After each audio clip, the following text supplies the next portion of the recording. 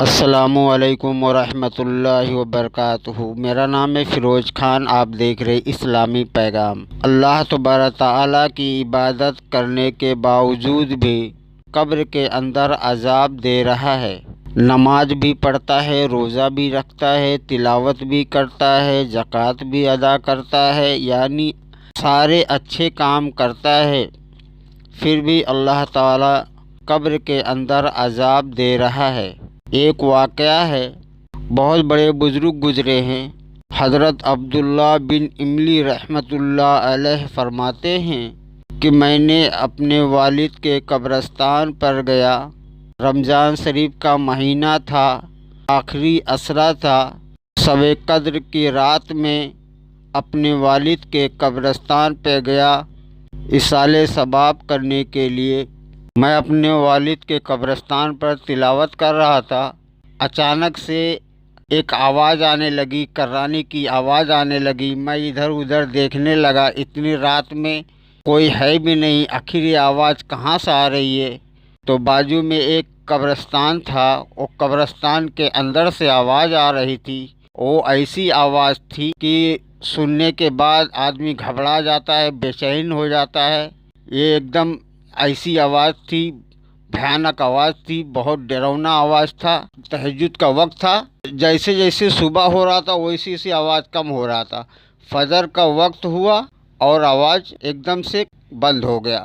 صبح کا وقت ہو چکا تھا اور راستے میں ایک شخص جا رہا تھا۔ میں اس سے پوچھا کہ کس کی قبر ہے؟ تو وہ شخص نے کہا بہت اچھے شریف انسان ہے، بہت اچھے ہیں اور ان کی ایک قبر ہے۔ میں نے ان سے پوچھا کہ کس وجہ سے ان پہ عذاب ہو رہا ہے؟ تو انہوں نے کہا کہ مجھے نہیں پتہ۔ تو حضرت عبداللہ بن املی رحمۃ اللہ علیہ اپنے علاقے میں آ کر پتہ کیے، یہ سارا واقعہ وہاں جا کر کے بتائے۔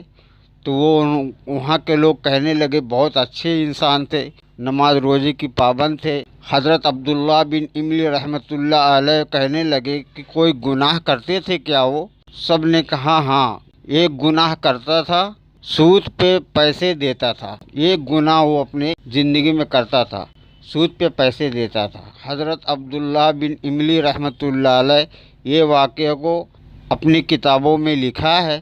میرے عزیز بھائیوں، سود لینا دینا بہت بڑا گناہ ہے، گناہ کبیرہ ہے، اور اس گناہ سے بچے۔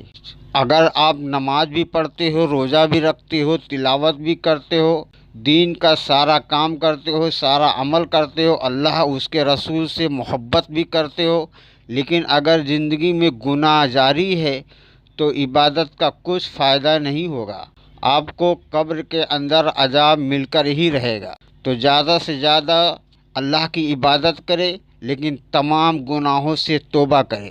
عبادت ہم اس کے لیے کرتے ہیں، پچھلے کیے ہوئے گناہوں سے توبہ کرے، معافی مانگے اور آئندہ گناہ نہ کرنے کی کوشش کرے، اور اللہ تعالیٰ کی کثرت سے عبادت کرے۔